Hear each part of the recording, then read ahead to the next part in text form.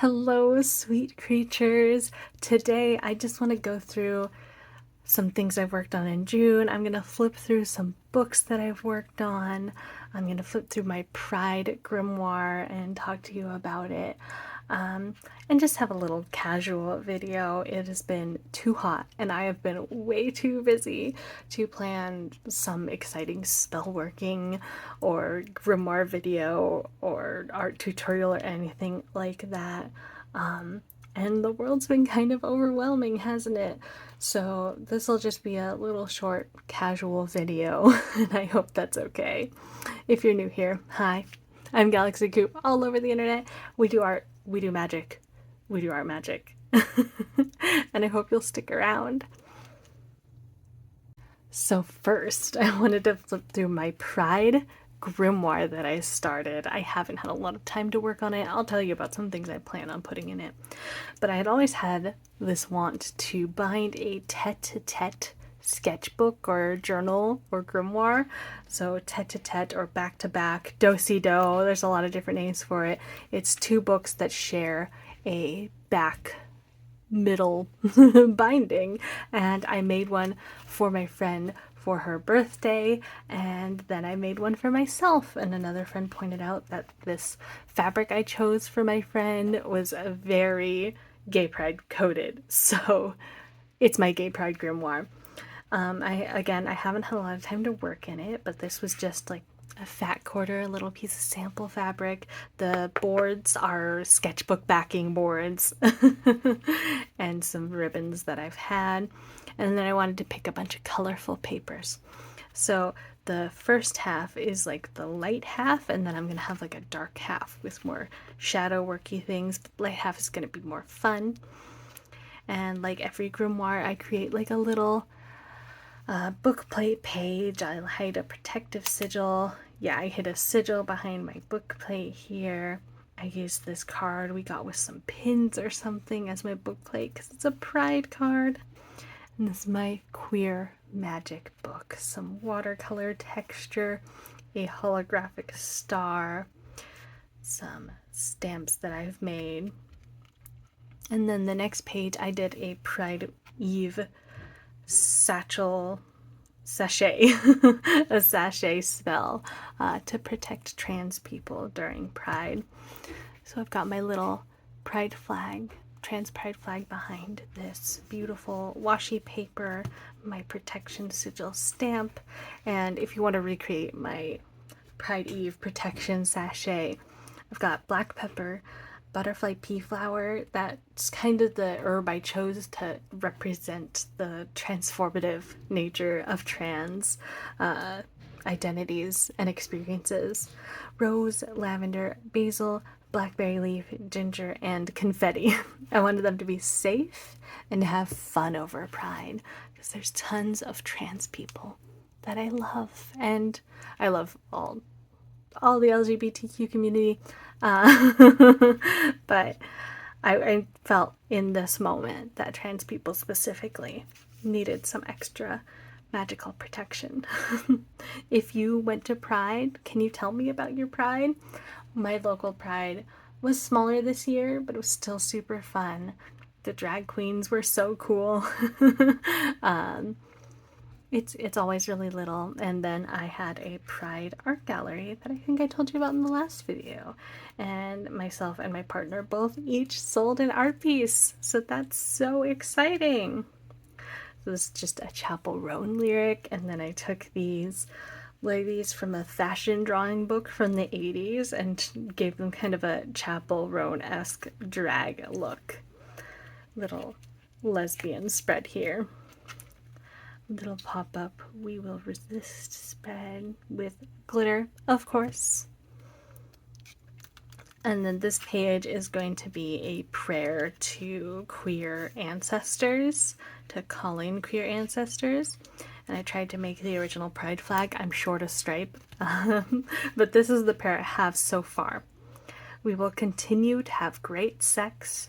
We will have full lives, work to heal our communities, walk in the sunlight, live in harmony with nature, seek magic, art, and serenity and embody your spirit. So mote it be. So I'm gonna make the front half of the prayer. I wanted to have the prayer kind of mimic the meanings of all the different stripes. And that's as far as I've gotten on this portion. I just prepped this page the other day. Don't know what I'm going to do with it. But I alternated cardstock and watercolor paper in this so I could have some extra colorful fun in here. And this cardstock does bleed, so it adds some extra color on its own. So I think that's super fun. And then the back side, Pride started as a riot. And that's as far I've gotten here. I want to create a powder spell for protest that you can like sprinkle on over your shoes. It's going to be brick powder to kind of embody that first Pride brick. And I got some really cool textures on here. I'm using a lot of my makeup watercolor paints for this. I think I used that for the Super Graphic Ultra Modern Girl. I used almost only my makeup watercolor paint, recycled makeup paint, because it just fits the theme. And this side is alternating black mixed media paper and some cardstock and washi papers. Since the mixed media paper is a little thinner, I'm able to sneak in more pages on this side. So that's the plan for the Pride Journal. I'm going to keep working on it. I'm not only going to work on it in Pride Month because I think it's important to keep working on it.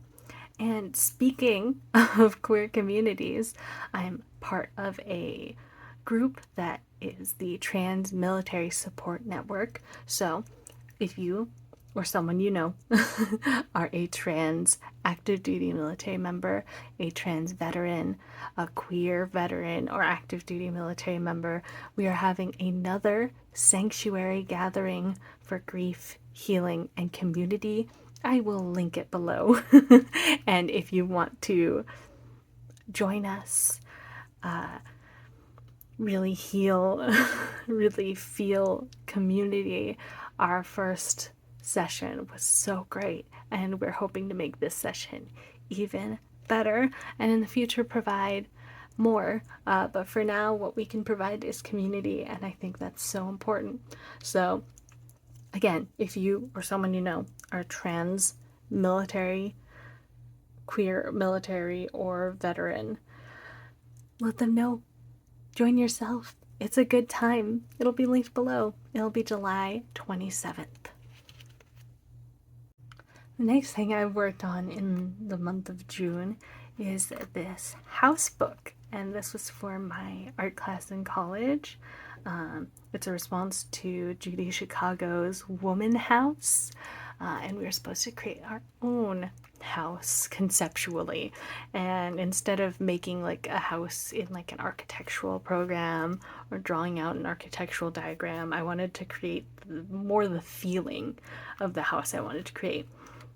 And that is the Purple House Where Dreams Come True. And the Purple House Where Dreams Come True is a place where people go who are creative, who need to restore themselves to their creative full selves and really become embodied and souled again. So it's both a art retreat, a art project itself, because if this was a real place, I would want every artist to go in and touch it and change it and add to it, and the artist residency, so you stay there and you do art together. So the first page is the front garden of the house with the path leading up to the house.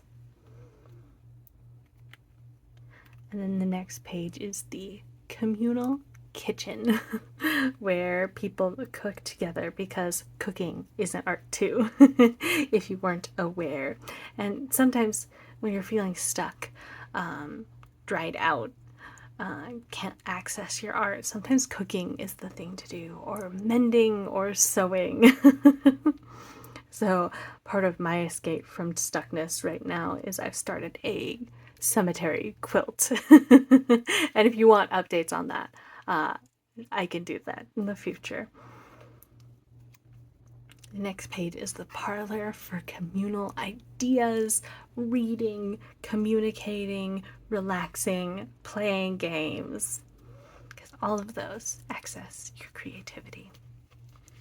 And then this room is the visual artist studio, painting, pastels, drawing, anything in this visual artist studio. This is really mixed media. I've used collage and stickers and watercolors and papers I've pre-prepped with watercolors. This front cover is a gel block print and Caran d'Ache Neocolors. They're probably my favorite medium to work with because they are just really juicy and I don't need to bring anything with them. I don't need a pencil sharpener.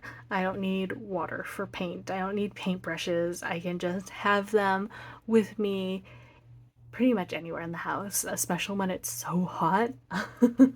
I cannot work in my art studio. I don't have air conditioning. This is the writer's studio, writer's retreat.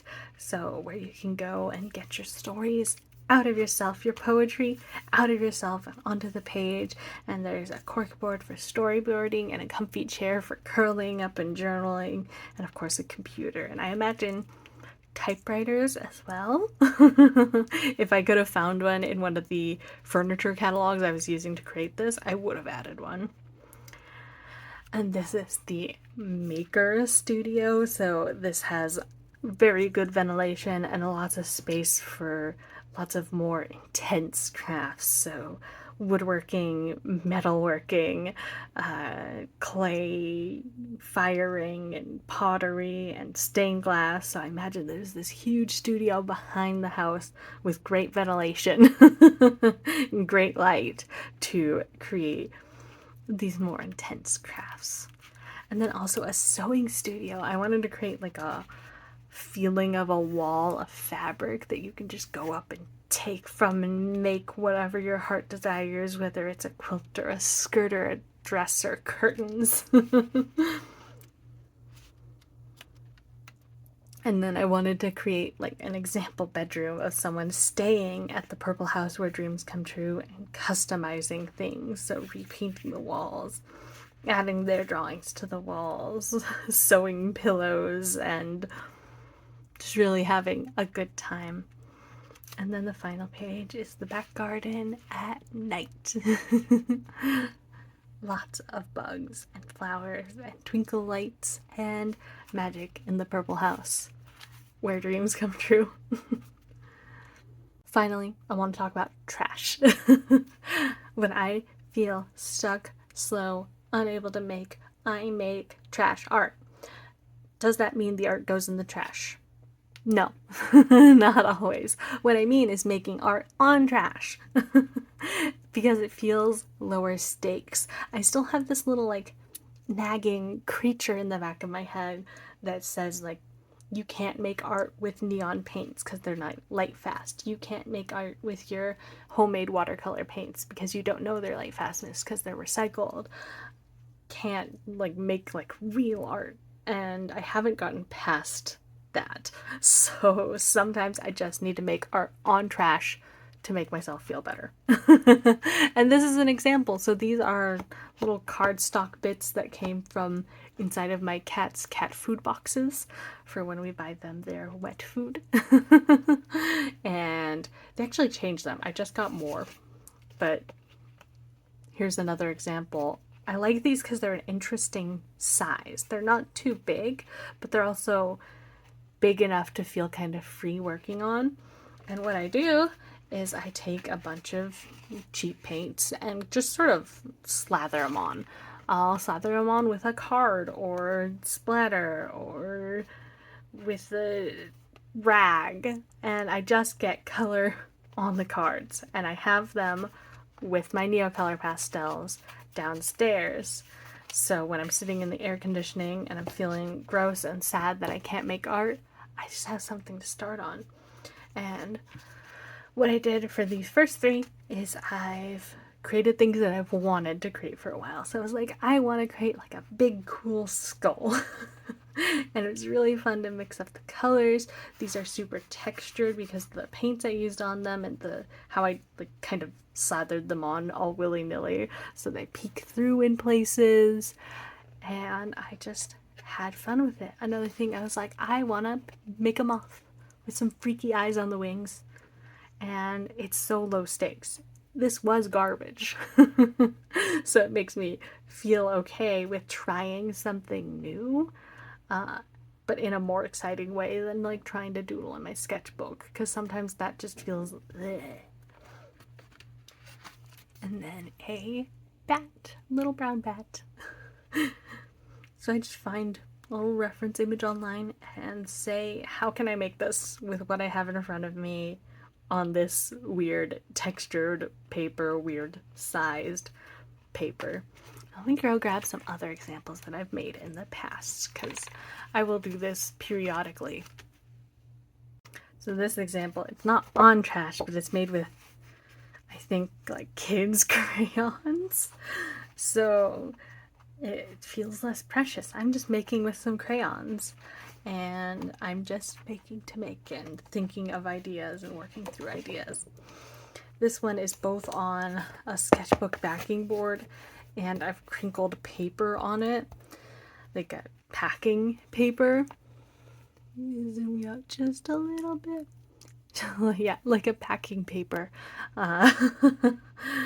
from some package I got, and I just let myself play on it and work out ideas.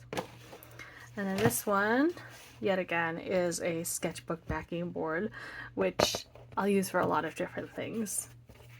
And then I collaged onto it receipts and the receipt blend and book pages and other book pages and a print I got from a friend.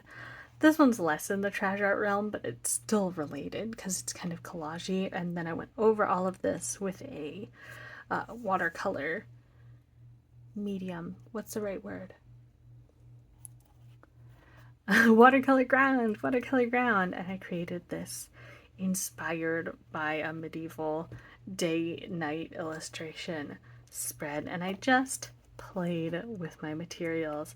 So that's the sort of stuff I'm working on here, and I'm probably gonna get some bigger surfaces, some maybe old canvases that have old paintings on them and do the same thing, just to give myself some freedom of creation. And that is it I have for you guys today. So I hope you like this little casual chatty video. Hopefully I'll have some way to plan something for you in the future. If there's something specifically you want to do with me, you want to do some watercolor painting, you want to do more grimoire stuff, let me know. But I just wanted to check in with you folks. I hope you're doing well. Don't forget to take care of yourself. Don't forget to drink your water. If you like this video, you can like and subscribe. You can find me other places. I'm Galaxy Coop all over the internet, and I hope to see you here again soon. Goodbye.